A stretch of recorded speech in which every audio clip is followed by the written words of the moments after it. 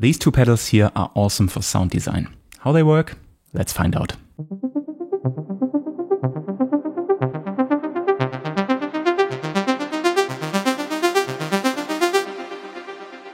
Welcome to my DAWless workstream. We have here the Digitone going audio-wise into the Chroma console, going into the microcosm, and the microcosm then is going into Ableton Live or into my audio interface.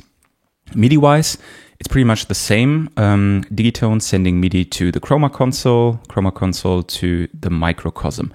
You might have noticed that we have another MIDI input here. This one is coming from my audio interface so that I can send MIDI signals to the Digitone, which is really cool because then whenever I hit, for example, record in Ableton, this automatically starts so that I can record a sequence which I programmed on this setup here in Sync. And I can also send MIDI notes to the Digitone to let them run through this setup. Let's take a look what's going on here. I will first bypass the two pedals so that you can hear. The first sound that we are checking out is this one. Really nice little ARP that I programmed here on the Digitone. It will be part of my upcoming sound pack that I'm currently working on. Okay, so what I'll do now, I'll just have the sequence running and then slowly bring in the different machines. By the way, for those of you who don't know, the Chroma console is a multi-effect pedal. It basically combines different effects and you can reorganize them or reroute them, which is really cool. So the first section here is character, so you can add drive, different sorts of drive to your sound basically. Then we have movement, which is a mix of vibrato, phaser and tremolo options. Then you can add diffusion, which basically is space, but also you can reverse the sounds, which is really cool. And then you can add texture, which is a squash, which is a very heavy compressor, but also cassette, broken, and interference, which really work great to completely mess up your sound, which is super fun. All right, let's start with the sequence, and I will start with the first module here, character. And you can immediately hear, once we bring in the first module, there's a lot to be added to the sound. We're currently here in the fuzz.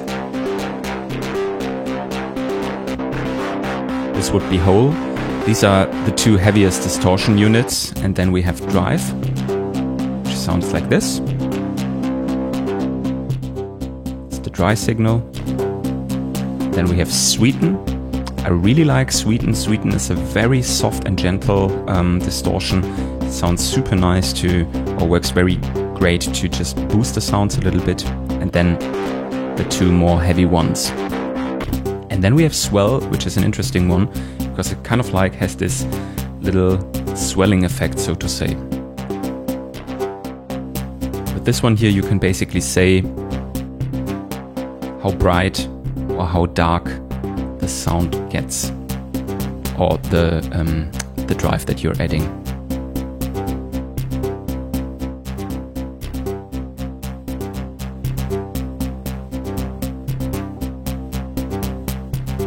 The next one we have is movement. This is the doubler, vibrato, phaser,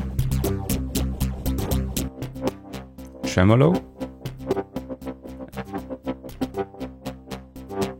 and you can now see the cool thing of syncing it with MIDI is that it's synced to the tempo, which is actually quite nice. And then we have pitch.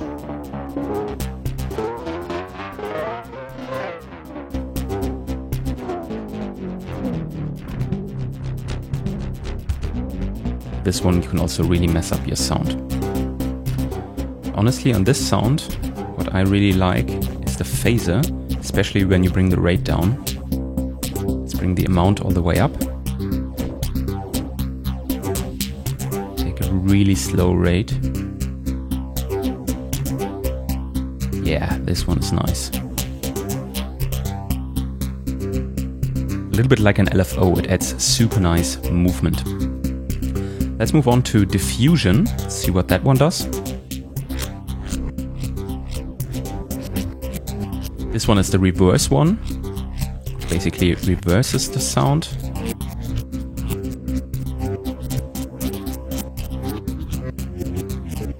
I feel that this one works best on leads or pads, because on basically ARPed sequences it doesn't sound so good. So let's see what else we have. Cascade.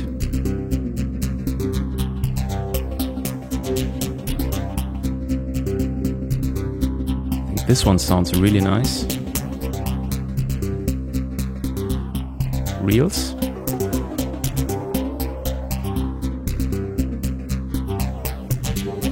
Space. You can completely wash your sound in reverb. Collage.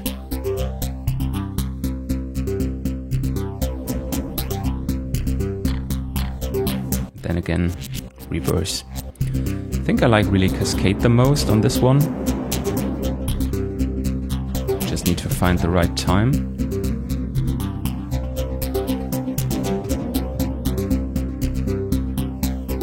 Sounds quite good. Maybe a little bit less amount, bring the amount down. Also for this one here, I think. Yeah, somewhere like here is good. Okay, cool. And next up, we have the texture. This is the cassette. You can already hear how you can completely mess up your sound. By the way, I will now bring the mix all the way up so that we just hear the wet signal. Broken is even wilder.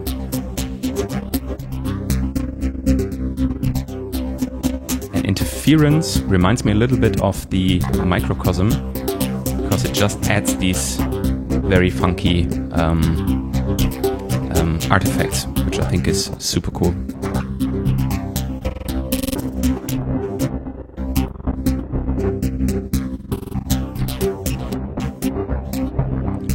For now, let's move to, I don't know which one, filter. I don't think we need a filter here. Maybe we just go for a compressor.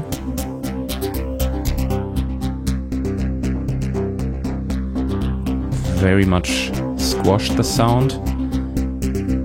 I would just add it in here a tiny bit. Maybe like this. Yeah, I think that sounds cool. Let's move on to the microcosm and see what we can add here, or just basically to show you we went from this sound to this one, which already has so much more character and movement going on, which I really like. Alright, cool. So let's bring in the microcosm, put the mix all the way down, and now I will bring it up. Let's see what we can do here. Try out different modes. Bring the space down.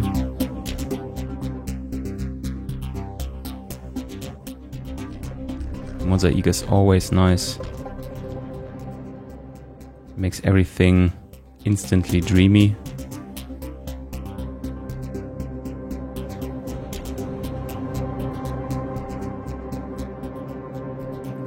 Let's move on to see what sequence does. Ooh, nice. But I think for this sound I want something rhythmic. So let's go more to glitch, because I think this is the one. Oh, hello.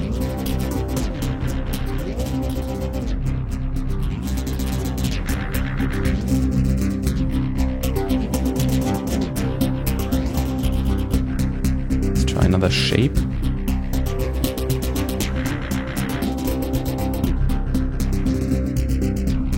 That's really cool.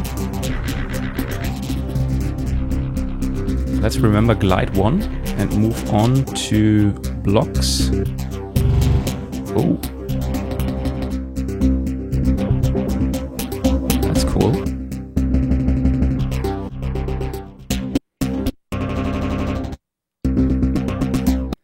And this is why I love these pedals, like you can go completely wild. And now imagine you could just record this sequence and then just loop a tiny bit of it, and then you have an idea starter for a new song. Super nice.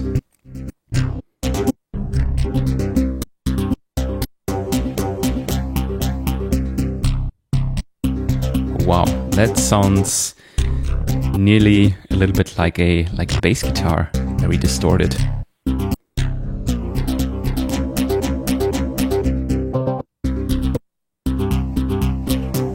I love it. It's great. But I think I like glide 1 even more.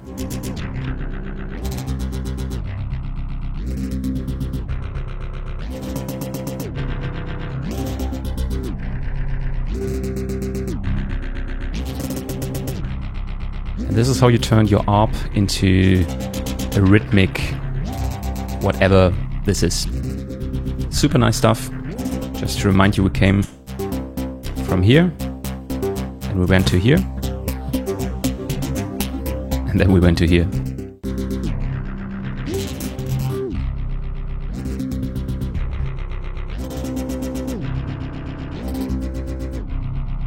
Really nice stuff. I love it.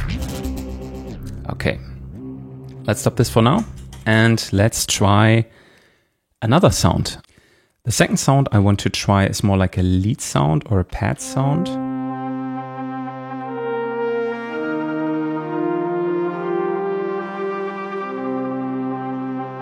Sounds a little bit like this. And yeah, I would say we go the same way again. We just start with the Chroma console and then go through the different modules.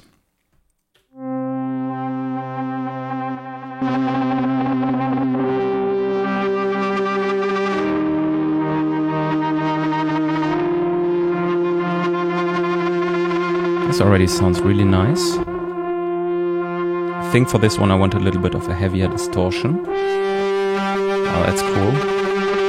Bring the amount down a little bit.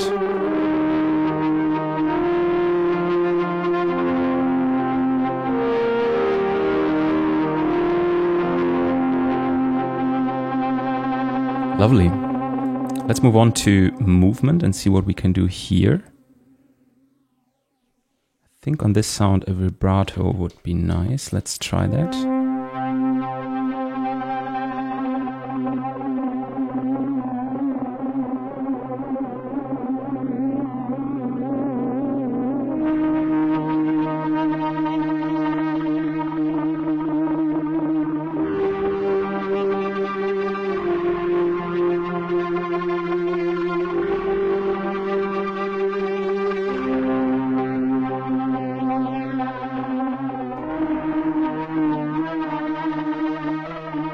It's a little bit extreme.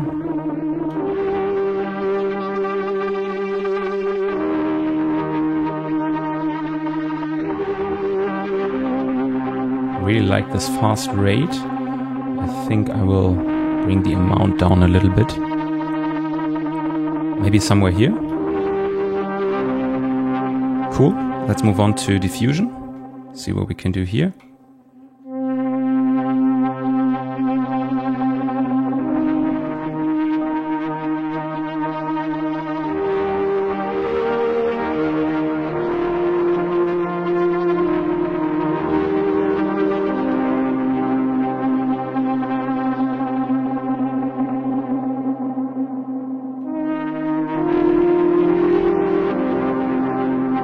Sounds nice, but I think space is something we can do with the microcosm, so I'd rather go for the reverse one. Oh, nice.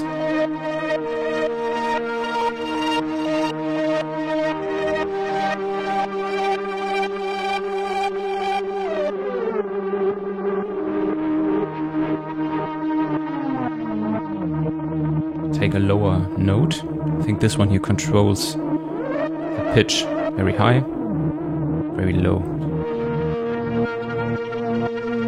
Now we have this low reversed note, which sounds super nice. And we bring the amount down a little bit, it's like somewhere here, perfect.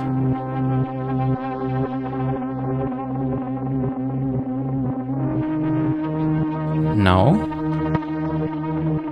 let's maybe bring in some interferences from cassette, make the sound even more wobbly.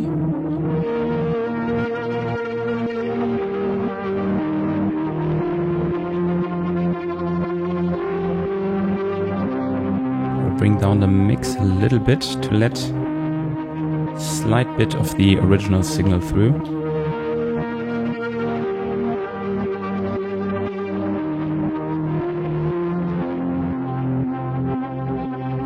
I think this is really nice. Let's bring in the microcosm and see what we can do here. As I said, on long sustain notes, I really like the two sections, micro loop and granules. So maybe try something in Mosaic. I mean, Mosaic always sounds amazing. Let's slowly bring it in. Also with a little bit of space.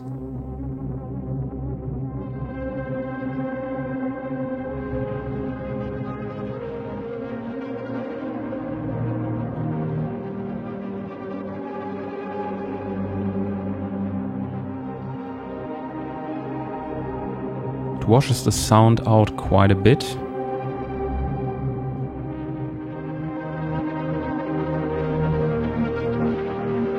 Still sounds very nice. The other option I really like is the granules.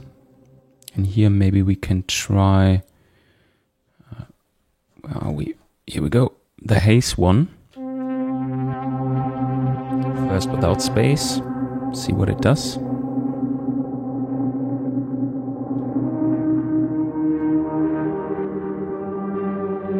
That already sounds really cool.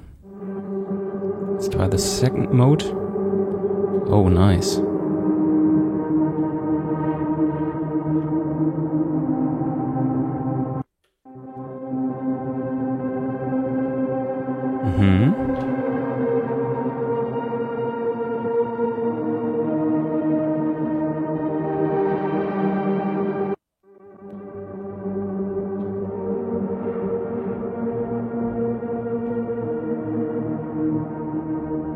That sounds really nice. Also here I'll bring the mix down a little bit so that we don't have it fully wet.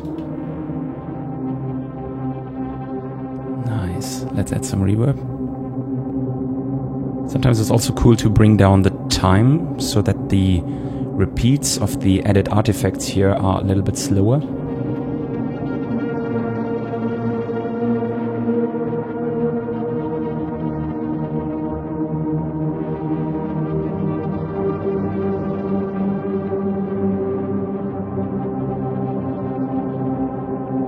And we have a very, very beautiful pad.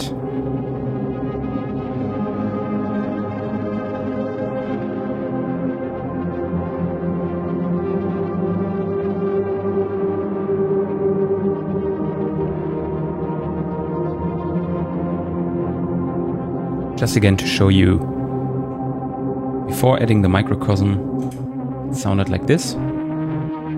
Before adding the chroma console, sounded like this. Then we transformed this sound to this.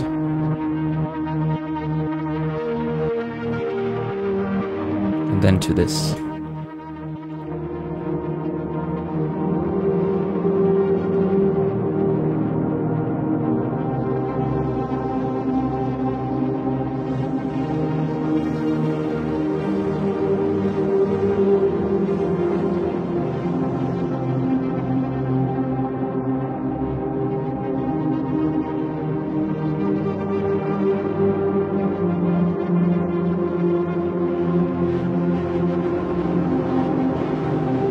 Also super nice for performance stuff. Changing the parameters on the different modules here.